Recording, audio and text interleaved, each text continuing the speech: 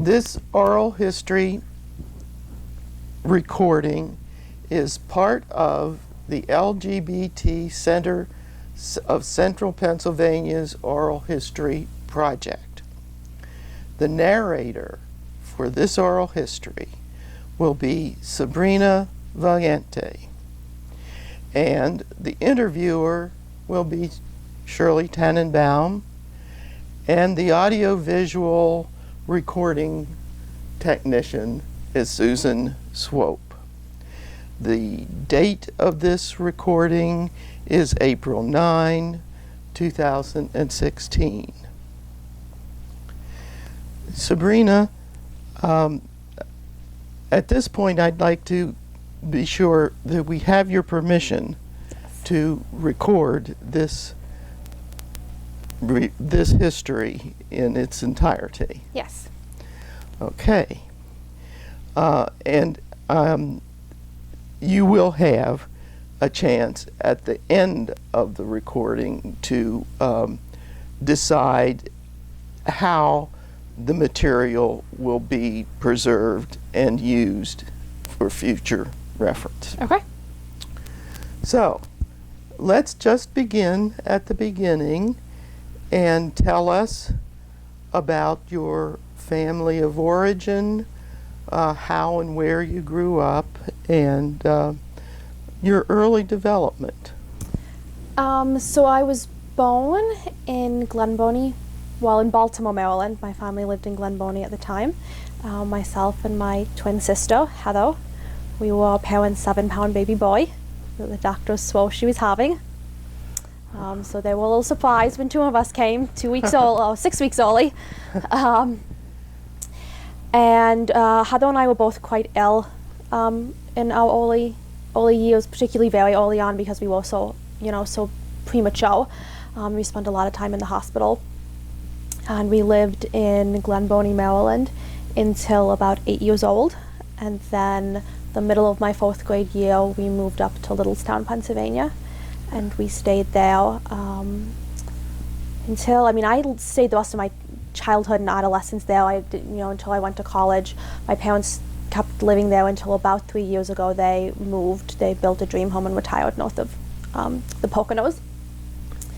So it was just my sister and me growing up, and then my mom and my dad. No other siblings. We lived in a kind of it's Littlestown. It's Adams County. It's like a rural community. It was a quiet kind of upbringing. So you went to school, elementary and high school, all at Littlestown? Yes. So I started in 4th grade at Littlestown Elementary, which was Rolling Acres, and then the middle school and then the high school there. I went to college. My undergraduate degree was right outside of Philadelphia at Eastern University, St. David's, Pennsylvania. Did your family practice any particular religion? Was that part of your family life? Not initially. Mm-hmm.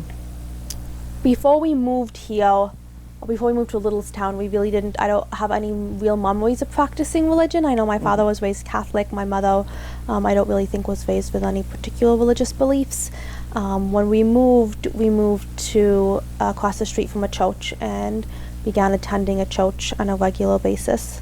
And then later on, towards the end of middle school, beginning of high school years, I became involved with a fundamentalist group.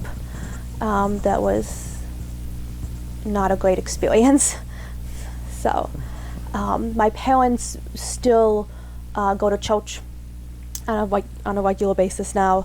They call themselves Christians, and I would say that that's kind of the tradition that they hold most closely to. I don't particularly know that they're any denomination. I really disavowed myself from religion after college. I went to a Christian university and was really considering going to seminary, and then I think things from the past just kind of caught up with me, and I really had a big moment 3 weeks before I graduated from college where I said, I don't believe in God anymore. I don't believe in Jesus. I want nothing to do with this. And my parents were really great, and they said, that's fine, just finish college because you're 3 weeks away. You can come home. And so I did, and I started working in the mental health field, which is what my undergrad degree. My minor was in psychology. But that was the point at which I really turned away from the religious faith, and I have not found my way back, nor do I really want to.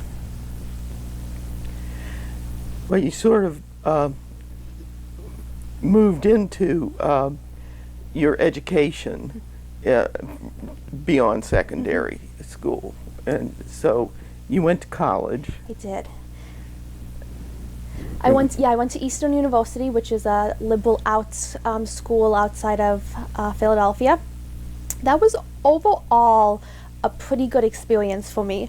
It was a Christian college, American Baptist, but fairly liberal in their practices. We were not required to go to chapel.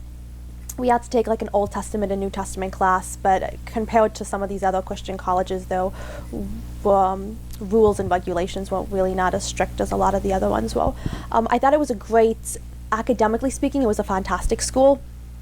I think it was very strong academically and gave me a really good basis in a lot of different kind of areas. I studied, I was a biblical studies major at the time, and graduated with a biblical studies degree, and had really great teachers. I think what I loved most about Eastern was that Eastern gave me the opportunity to really think critically about things in a way that I hadn't been able to do so before. And so I vividly remember being in on my classes, my Old Testament, my New Testament classes, and thinking, and being told, there's three major ways of looking at this in religion, and most biblical scholars hold to this one viewpoint, but you can think about it this way, or you could think about it this way, and there's an offshoot of people, that think about it this other way, and we really want to present you with all the options and let you decide for yourself what feels right. And so that was a really powerful experience for me, because up until that point, and I was still remained pretty heavily, the first 2 years of high school and leaning towards the end of it, I was pretty heavily involved with that fundamentalist group at that point in time. And so it was a very, this is what the Bible says, this is what you think, this is, there was no chance for questioning. I wasn't allowed the room or the opportunity to do that. And Eastern gave me the opportunity to look at things a little bit different and really, like I said, critically think about issues. Eastern also gave me the opportunity to, and I would say it was the first chance that I really had to explore some of the feminist beliefs that I held. I had a really great professor there who I stalked, and I think I took every single class that he offered because he was fantastic. And he was really the first feminist influence that I had in my life, and he believed very heavily that women could have a place in the church, despite kind of what I'd been told previously. And so I did a lot of work with women in the Bible in my undergraduate years, and I think it was in large part due to Dr. Mars and his influence. So overall, Eastern was a good experience. Eastern also, it was, and particularly I think relevant to this in this context, is that Eastern was the first opportunity in which I started exploring the LGBT community, and I started thinking about what it meant to be gay and to be Christian, because at the time I would identify as Christian. So my freshman year there was a production of the Laramie Project about Matthew Shepard, and I vividly remember going to that, and if you've ever seen it, it's a 3-act play, and I remember walking out at the end of Act 1 for intermission sobbing, and I remember calling my mom and saying, I don't think I can go back in there and watch this and watch the rest of this, but I have to. And the Laramie Project was not met with a positive response at Eastern. Despite the fact that it was a liberal Christian arts college, there was still a large number of people who felt that you could not be gay and be Christian, and so it was really met with a lot of protests. The student newspaper office was broken into because they had published, about this piece. People were not happy that we were talking about, having conversations about this issue, and that was my first kind of exposure to the hate that goes along with with being gay at times, and particularly if you have a religious faith that goes along with it. And then my senior year, it was interesting because it was kind of like the bookends. So my senior year, we had a group called the Equality Riders come to Eastone, and they were a group of LGBT Christians who were traveling to Christian colleges and having conversations about what it meant to be gay and to be Christian. And so my senior year, I actually came out as a straight ally. I knew I'd had some like same-sex kind of feelings, but I hadn't really identified them yet fully and hadn't really like figured out what it meant for me. But I knew that in my heart of hearts that if you were gay and if you were Christian, that was okay and God loved you anyway. And so I came out as a straight ally, and that was also met with some backlash with my friends. People that I had had standing lunch dates with for 4 years suddenly stopped showing up. My roommate didn't talk to me for the entire, this was right before I got, and this was what led me to be like, I don't believe in God anymore, proud of it at least. My roommate stopped talking to me for 3 weeks because it was right before graduation. I found, we just started a safe space group called Refuge on the campus, so I became heavily involved with that very quickly. And so I met other LGBT people at Eastone who I hadn't known, and we became friends very quickly for those 3 weeks because I think we needed each other. And then those friendships kind of, I think, naturally dissolved because we didn't really have anything to hold on to. So overall, I look at Eastone as a really positive experience because it did allow me the opportunity to think things through and to have real conversations. But I think the end kind of tainted some of that, you know. My friends were not happy with me when I said that you could be gay and God still loved you and you were not damned to this eternal life of hell. I was encouraged to just really read and pray and really read the Bible and really seek God's guidance. And I'm like, I've literally been doing that for 4 years. Like, this started when I was a freshman, you know? So yeah, it was an interesting experience. It's coming up on 10 years now. I'm going back this October for my 10th year anniversary. I know, I can't believe it's been 10 years since I've graduated from college. And Eastone continues to struggle with this issue and continues to wrestle with it. And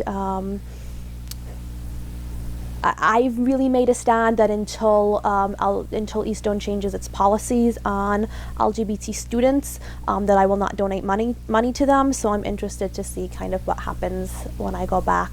I haven't been back in a while. But it was a great, I feel like I can't just leave it entirely. Even though I don't believe in God anymore, so much of who I am came out of that, you know? I don't think I would be the feminist that I am today if I hadn't had those experiences at Eastone. I don't think I would critically think about things and examine issues the way I do today if I hadn't had those Eastone experiences, so I can't just let it go. So that was my undergraduate. And then I did my graduate degree at Argosy University, which is a Master's of Arts in Forensic Psychology. And I don't really have a lot to talk about with Argosy because it was, I did the program entirely online, so I really don't have any experiences other than it was a lot of me like sitting at my computer till 3 o'clock in the morning typing and doing homework. But I completed that in 2011. And then I briefly I did a year of a second master's at Widener University in Human Sexualities, and then I quit that about a year ago. It just wasn't the right fit for me program-wise, and I already had one master's, and I was kind of like, why am I doing this again? Widener was a good experience too because it was really focused on the sexuality piece, which is a lot of what I enjoy talking about and I enjoy working with. But I also just kind of came to a place where I was like, I'm really happy in my career right now. I've been working in the mental health field for 10 years, and I didn't necessarily know that I wanted to make a move. And Widener was a really great program in a lot of aspects, but there were some aspects that I just didn't quite fit with me. It was a lot of like, let's sit and talk about your feelings, which is good, but for me, I'm paying you $20,000 a year. I would like you to teach me something worthy of that. And so I understood some of these like intro level classes, like let's sit and talk about your feelings about these issues is really needs to happen. It was really experiential learning. But when I got into some of the higher classes, I was just like, you teach me something, please. So yeah, so I left Widener, and that's been my educational experience. And who knows, maybe one day I'll go back and like complete a second master's, or I've thought about perhaps pursuing a PhD or a PsyD, but that's a ways down the road now. Let's pay off the student debt I have right now. Could you talk about how you got into the work that you did? I mean, it's almost like somewhere in there you found a calling. Yeah. Okay. So the work that I'm doing now in mental health? Yes. Yes. So, yes, it's interesting. I started working in the behavioral health field, behavioral health, mental health, immediately after college. Because again, my parents were really great, and they were like, you can come home, you don't have to go to seminary, that's fine, but get a job. Get a job. You have to pay rent, you're an adult now, get a job. And I had 16 credits in behavioral health for my psychology minor, and that was all I really needed for an entry-level position, and so I started working as a therapeutic support staff with kids with behavioral problems in the school system for a community mental health agency. And I did that for about a year and a half, and then got a promotion and became a family-based therapist, so working with kids, and it all comes full circle because I'm doing family-based now, but this was a while ago. So working with kids who were at risk for out-of-home placement. And I did that for about a year and liked it, didn't love it. And so with family-based, you work as a team, you're co-therapist, so I was working with a master's level therapist, and she left, she moved back to her home state of Washington, and it just seemed like a good time for me to transition, and so I took a job working at Adams County Prison as a treatment specialist. And I really liked doing that, and that's how I started my graduate degree. I was working in the prison system at the time, really thought that I wanted to do kind of correctional psychology the rest of my life, and so I started this forensic psychology program. And that was really good up to a point. The prison system is really rough to work in, and I'm a bleeding heart. And so you really have to harden yourself because you're seeing people in and out all the time. And you're really, unfortunately, not making a lot of progress oftentimes. I think the inmates often pay you lip service, you know. I was sexually harassed there frequently, which was a big concern of mine. I did not feel safe as towards the end of my year-long, just over year-long-ish tenure there. The sexual harassment really picked up from inmates, from other officers who were there. I would file complaints, and the complaints would be, they would not be addressed. I was told that this is corrections, honey, suck it up. So I ended up losing my job. The director of treatment resigned, and he had brought me and the rest of the treatment department on, and he and the warden kind of clashed heads. So anyway, so they fired all the treatment department staff, which turned out to be the best thing that ever happened to me, because my sister was like, you were kind of a bitch towards the end there, and I didn't realize like just how bitter it was really making me. So I moved from that into crisis intervention, and I did crisis intervention work at the agency I'm working for now, True North Wellness Services, for 5.5 years. And I started as a crisis worker and gradually worked my way up. I got a promotion to shift supervisor, and then I spent the last 2 years as a clinical supervisor in their department. I loved doing crisis work. I really felt like I was helping people. I was helping people who were suicidal, who were homicidal, really just making an impact on people's lives. But I fell in love with the agency more than anything.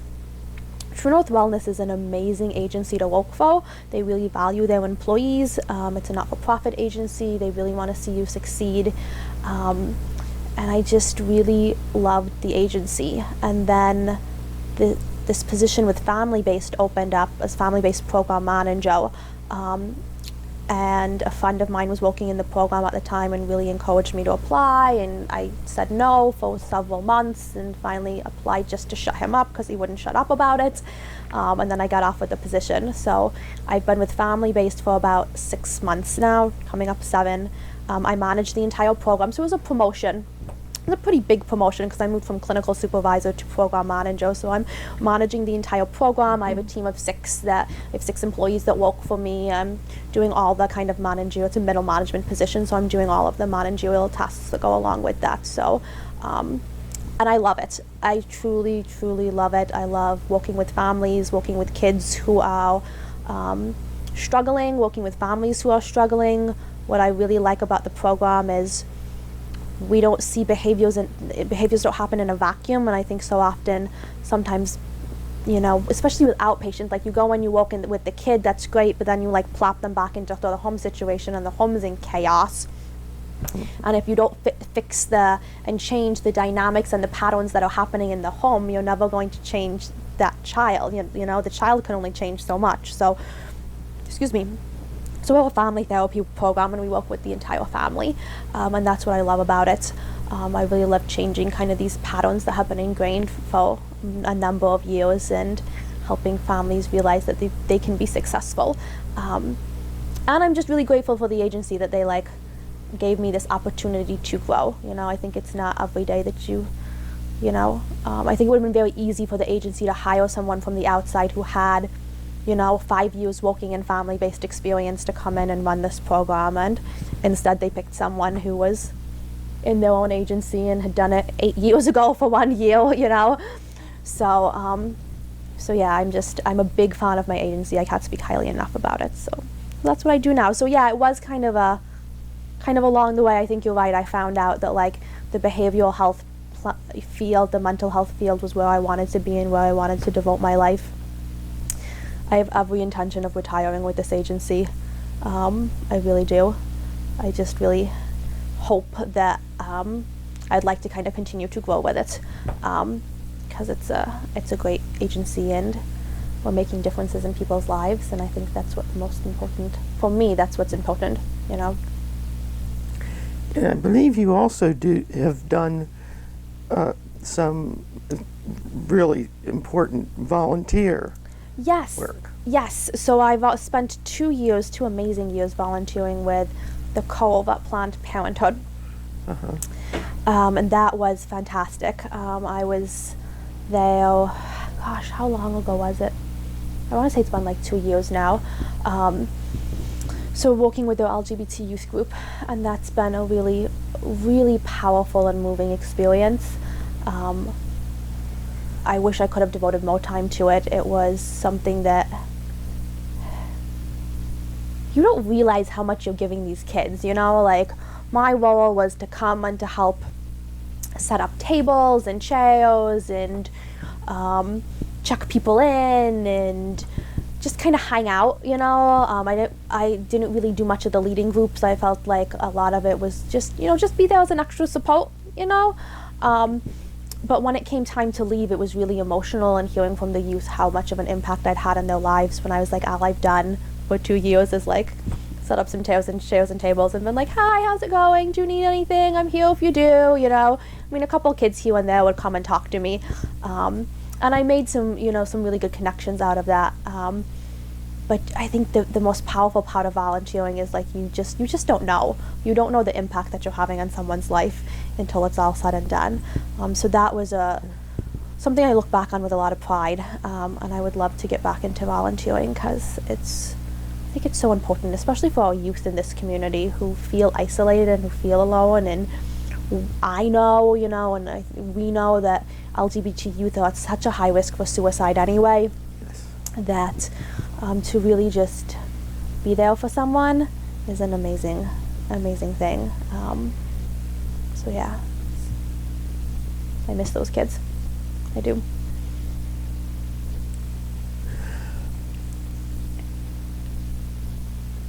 So you identify as an ally? A very good question. That's an excellent question. I currently identify as queer. Okay. I've gone through kind of a variety of labels throughout the years. When I first came out, I came out as a straight ally because I felt like that was the safest thing for me to do. I also did not know that the term bisexual existed. It was not something that was ever discussed, so I knew like gay and lesbian was a thing and straight was a thing, but this middle ground, no one had ever talked to me about that. So I started, when I first came out, I came out as a straight ally, and then, how old was I? I want to say about 24. So a couple years after college, I came across the term bisexual, and I was like, here it is. This fits me. And so I identified as bisexual for a number of years. Like I said, I'm currently using the label queer just because I don't know that bisexual is the right fit for me anymore.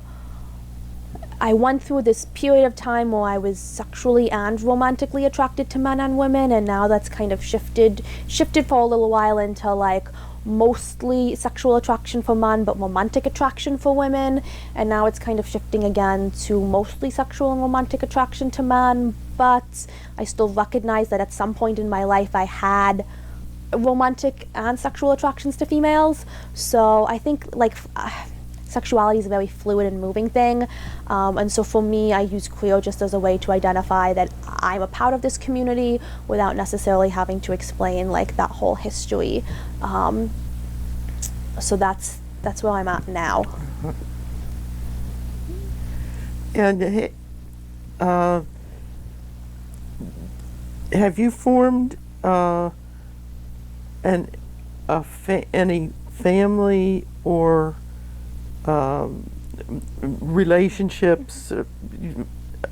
Have you ever been married? No, I've never been married. That is on the to-do list at some point in time. So no, never been married, no children. I've been, I don't want to say single. I've not been in a long-term relationship for actually since college. I have dated on and off throughout that time frame. I've dated men, I've briefly dated some women, but nothing that has ever really, I just haven't found the right person to settle down with. I think I've also been, especially these past 5 years, I've been extremely career focused. I knew that once I really found my niche in crisis and I got that like first promotion to shift supervisor, I knew that I wanted to continue to grow myself professionally, and so I was very focused on how to do that. I was spending a lot of time at work. When you work in crisis, I mean, I was on call like all the time, and it just didn't give me a lot of opportunity to really find someone. I was working overnight shift, then I was working night shift, then I was back in school for a brief period of time, and so there just wasn't a lot of, plus it's like, I don't know, I live in Hanover, I'm like, finding like fellow liberal feminist men or women who are Democrats and who believe the same thing that I believe in is very difficult to do in this area. I don't really like to go to the bar to meet people. I've been told on numerous occasions that I wear my like liberal feminist democratic bleeding heart on my sleeve, so which is fine with me. I'm like, great, you know who I am from the get-go, but it's difficult, I have found, to find people who are like-minded in this area. So, and I think sometimes I also just don't let myself, like I have like a zone. I'm like, anything over like an hour away, I'm like, I'm not looking to move. I don't want to change jobs. I'm very happy here. And so sometimes if people are from farther away, I'm like, well, unless you're going to move here, I don't know what the point is. So I think some of it is my own just like comfort zone that I should probably get over.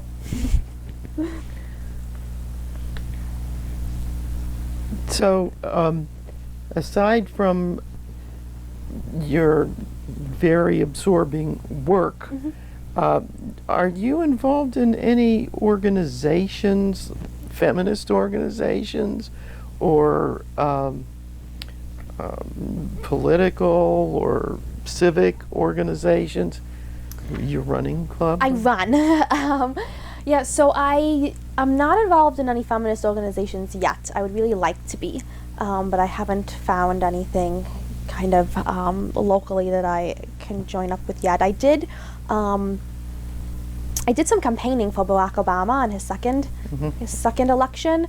That was my only kind of dive into the political field, but I really like that, and I have been obsessively watching the West Wing on Netflix lately. So I would really like to get more involved in the political field, just because I think it's really important. So no, but I do run. Yes, I'm part of the Hogwarts running club because I'm a Harry Potter geek, like massive Harry Potter geek. So we're a group of, we do virtual runs. We do 6 virtual runs a year. So you sign up for them and you can run them wherever you are. And then all the money goes to charity, which is really great. So we have a saying, changing the muggle world 1 mile at a time. So we run with this app called Charity Miles. And for every mile that you run, or walk, it donates 25 cents to the charity of your choice. And there's a whole list of charities you choose from. So you just choose the one at the beginning, and then you run. And so yesterday I went to the treadmill and I ran 4 miles on the treadmill at the gym, and then I donated $1 to this goal app. It's this goal Empowering Goals Worldwide organization. So that's been taking up my time lately. It's really great stress reliever. And Harry Potter will get me off the couch if nothing else will. And yeah, I'm trying to, I'd like to train. My sister is much better at running than I am. She's training for a half marathon. The 4 miles on the treadmill yesterday nearly killed me. Like, I got out of bed this morning and I was like, everything hurts and I'm dying. So I would like to train for a 10K. I can do the 5K. 10K is my next goal, but that's a little ways off yet. So what else? I don't think there's anything else that I really do with my life, sadly. That's about it. And I'm making an assumption, but I will ask. You were never in the military. I was not, no. Okay. I Nope. was pretty sure that was the answer, but just to make that clear. My father was, and both my grandfathers were. So I feel like it's important to me, the service. The way I think that our country is really lacking in the way that we respond to our veterans. I think we could do a lot more for our veterans. And I'm really proud to say that, like my father's of Vietnam, like I'm the daughter of a Vietnam veteran, and I'm the grandfather or the granddaughter of 2 World War II veterans. That's really important to me. It's a part of my identity that I take a lot of pride in. Yeah.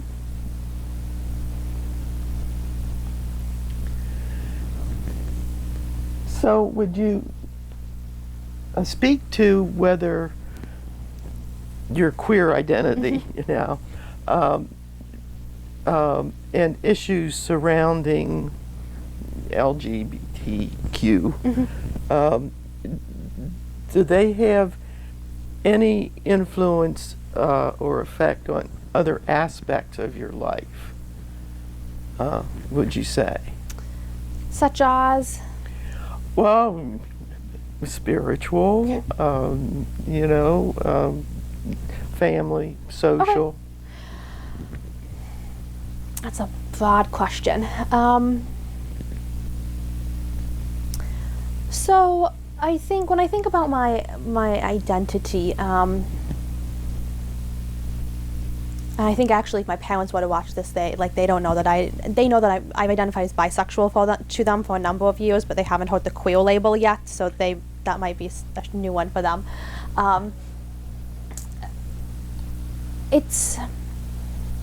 I've gotten to a point where I feel very comfortable in who I am, and talking about who I am, but it wasn't necessarily always that way.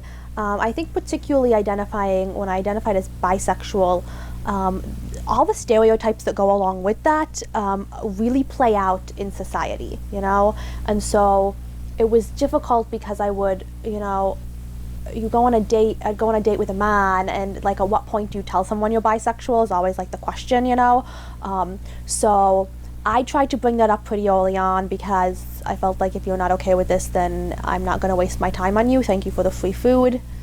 Have a nice life. So I would try to bring it up very early on, and I think that caused some problems in and of itself. I feel like the stereotype, really plays out. Like I met a number of guys who were like, "Oh yeah, that's great. I'm totally down with that. Does that mean I can, I had guys ask me if like I would make out with my sister. I was like, oh, please no. I had a lot of the like, oh, that means I can watch, right? And I'm like, nope, not gonna. No, it doesn't. It's like being as a female, being bisexual or having sexual attractions to women is hot up until the point that I choose a relationship with a woman over a man. Like then it's no longer hot, then I'm just like the bitch. So that was tough. Telling people, my parents are great, they're very supportive. To a point, like they're not marching in pride parades, which I would love to get them to do, but I don't think I ever will. But they're supportive. But telling my aunt and my uncle was like caused this huge family drama. I was out on Facebook, and so I assumed, like my aunt and I are Facebook friends, and so I assumed that like she knew, but I really wanted to tell her in person because I felt like it was important for her to know. And it caused a huge fight between me and my father. We were supposed to go out, all of us. My aunt was coming into town, and we were going to go out to dinner at this restaurant, and he just was like, it's not appropriate dinner conversation. And I was like, it's just like, it's who I am. Like, why is this not appropriate? Like, you wouldn't stop me from telling Aunt Ro that I was dating a guy. Like, why are you upset that I'm telling her that I'm bisexual? Like, why would that be an issue? And he's just like, it's not appropriate conversation to have out in public. And I'm like, who the fuck cares?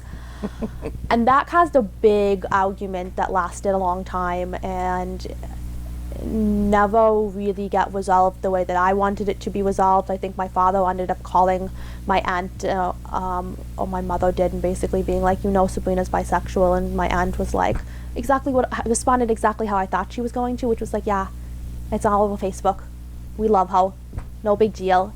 But I think my father was very old-fashioned and laid back and doesn't quite understand where I'm coming from, like why I have to be so open about things all the time. Spiritually, I think that I don't want to blame all of my like mass exodus from the religion as this core issue, because that wasn't it. But I do think that the experiences that I had at Eastern towards the end, and seeing the way that in which LGBT people were treated, and continue to be treated by a lot of communities, had a lot to do with why I don't have faith and why I don't really want to go back to that faith, and I think that I do a lot of LGBT workshops for my organization. I reach out to the public and talk about like culturally competent ways to work with LGBTQ people in the mental health field and in the substance abuse field. And this topic always comes up, and I think that it's so, how do I want to say this? No matter how progressive our society gets, and we've come a heck of a long ways. I never thought I would see marriage equality is the law of the land in our lifetime. Like, I cried that day. I stood in Walmart and cried. Like, but we still have like the Westboro Baptist churches of the world that stand out there with the God hates fag signs, and those voices are louder.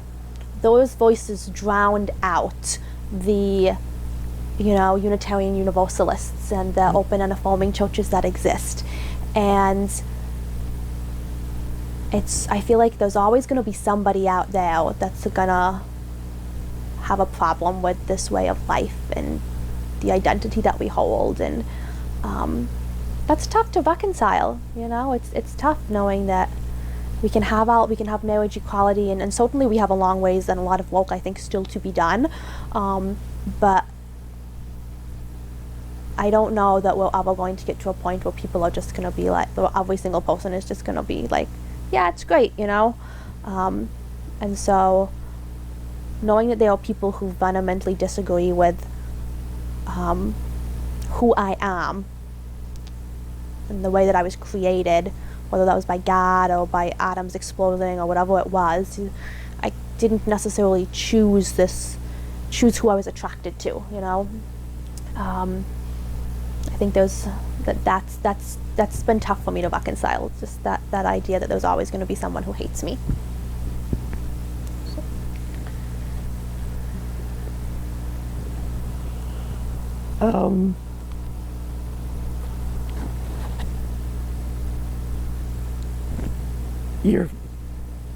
You're pretty young. I am, yes. But would you identify any important events or turning points in your life? So the moments, yeah, there was a couple of them. The moments that I think about when I think about like, when did I know, and everybody asks that. Yeah. When did you know? And for me, and I think for a lot of people can identify at very young ages and think back to kindergarten, and I didn't have that experience. For me, in high school, I had a very close friend, Kat, who was like my BFF forever, and we had this saying. We used to say that if neither one of us were married at 30, that we were just going to become lesbian lovers and get it over with. But I think back to that, and I don't think that I could really identify at the time what I was feeling towards her, but looking back on it now, it was something beyond just friendship. Like there was an attraction that was underneath of all that. My defining and I'm bisexual moment came at the same friend Kat's wedding of all places. I don't believe in hell, but I'm going straight to hell. At her wedding, I got very drunk. I was the maid of honor, and feelings had been brewing for a while, and she identifies kind of sort of as bisexual as well, and she was drunk and I was drunk, and she was talking to my parents, and I decided that it would be a good idea to go up and kiss her. So I did. So I just went up to her and toned her around and like yanked her towards me and kissed her, and that felt really fantastic. And I'd been like kind of sort of playing around with the bisexual label, like maybe not, and then I was like, oh yes, I kissed a girl and I liked it. Then I got lectured up by my parents about how inappropriate that was, but regardless, and she liked it too, I just would like to say, because we still talk about that. So that was a big one for me. I also remember really vividly in college, there was a freshman year of college, there was a roommate that I had, Christine, and I remember it was my birthday, and we had walked into town and went shopping, and she took me out for dinner, and we spent the whole day together. And I remember walking back to campus with her, and I don't even know what she was talking about because I wasn't paying attention. I just remember staring at her and thinking, I could spend the rest of my life with you and be so incredibly happy. I couldn't, at that point in time, I didn't really know what that meant or what that looked like, because I wasn't necessarily sexually attracted to her, but I think that's that romantic attraction piece where I was like, yeah, I could live with you, like this would be amazing. I would be so happy if we just, could be together. And so looking back on my experiences, those were kind of the big points in which kind of along the way I went like, something's different, and I don't really know what that difference is. I think bisexuality gets skipped a lot. I mean, first of all, schools do an absolute atrocious job when it comes to sex education in the first place. And there's not queer sex education, but if the topic of like sexual orientation is even broached at all, it's very much a like gay or straight kind of dichotomy that exists. And so I didn't know like that's what that attraction was for quite some time. But looking back on it now, I'm like, I kind of to check it off, and I'm like, yeah, that's what was happening. So those were the big moments for me, and they're moments I look back on with a lot of happiness. They're great moments in my life.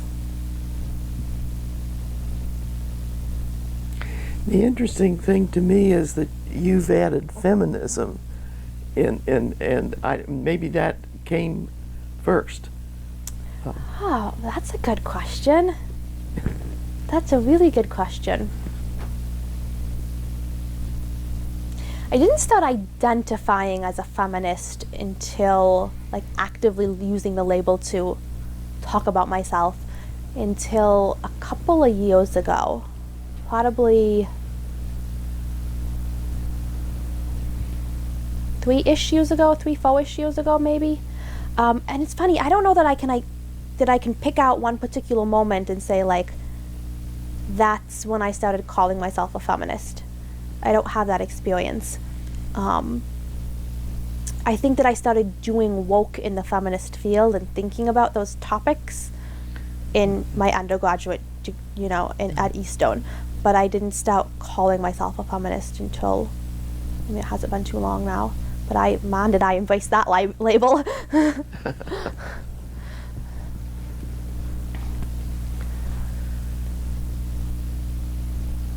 So, is there anything that we've missed, or is there anything you'd like to tell us that you'd like to have in your oral history for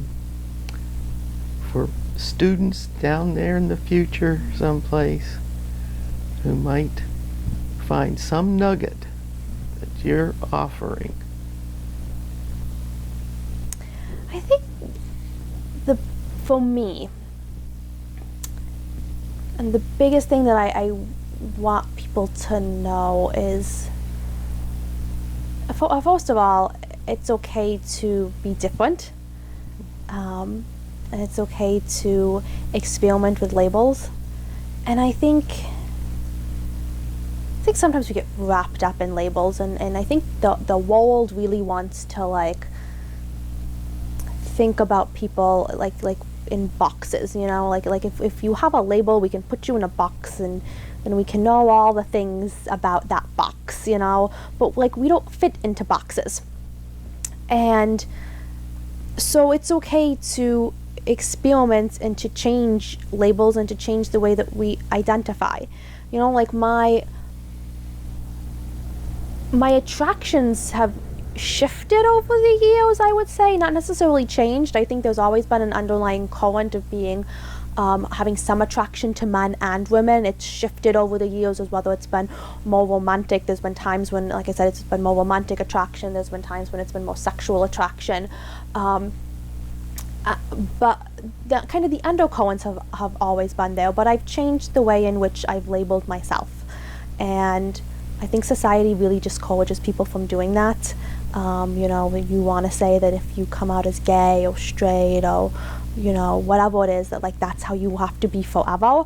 And I don't think that's the truth. I think it's okay to try on these different labels and to figure out whether or not they feel right for you, and then to allow yourself the freedom to change throughout time and throughout your own personal growth experience and your own personal history. And I think the world would just be a lot better place if we gave people permission to live authentically without having to defend themselves, Watching people learn how to live authentically has been some of the things that have brought me the greatest joy, in my work in mental health, and particularly my work with the Cove. When I was volunteering with them, I think there was a young student there who was transgender, and the first time he walked in, I remember him saying, like, oh, my name's Isaac, but you can call me Sierra if that makes you more comfortable. And I was like, no, like, this is where you get to be Isaac. And I watched him really transform over a year and a half and really embrace who he was and really live authentically and openly. And that takes so much guts, so much courage to do that at such a young age, because the world is telling you that you shouldn't do this. The world is telling you that to be a feminist, you have to do these certain things, you know. To be bisexual, you have to date men and women equally, and your attraction must be equal to men and women. You know, you have to be 50-50. And to, you know, to be a lesbian, you have to be the gold star lesbian, you can only have ever slept with other women, you know. And I just think that you have to shut out what the world is telling you and find a way to reconcile all those pieces within yourself, and then just say, like, this is who I am, and this is how I got here. And if in 3 days or 3 hours or 3 years who I am has changed a little bit, then that's okay, because part of life is change.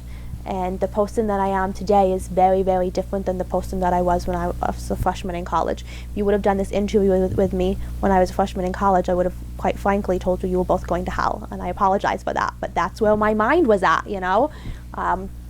So part of life is inevitably thinking things through and changing your opinions about things, and changing your opinions about yourself, you know?